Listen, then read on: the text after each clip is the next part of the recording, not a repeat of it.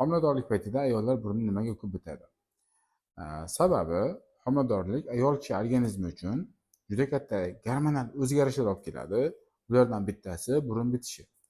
Bu bitishni o'z holatiga qo'yib qo'yish kerak emas. Sababi burun bitgan ayol ko'p asabiylashadi. Bu bola rivojlanishiga ta'sir qiladi. Ikkinchidan, o'zi kislorodga to'ymaydi va u organizmdan oziqlanayotgan bola ham kislorodga to'ymasdan ertaga bolada tug'ma nuqsonlar yoki nevrologik o'zgarishlarga sabab bo'lib qolishi mumkin. Endi buni oldi qanday olinadi? Birinchi o'rinda uy sharoitida Fizrastor, Aqualor, Linaqua degan suyuqliklardan foydalanib, burni bitgan paytda burni yuvib turiladi va ochilsa, shu bilan homiladorlik oxirigacha foydalansa bo'ladi.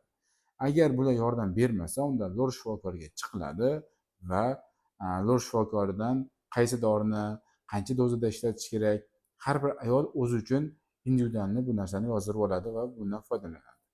Buni ahamiyati aytganimizdek bolani sog'lom tug'ilishi uchun juda ham katta. Aziz ayollar, homiladorlik paytida burni bitishiga befarq bo'lmang. Bu keyinchalik sizga juda ham qimmatga tushishi mumkin.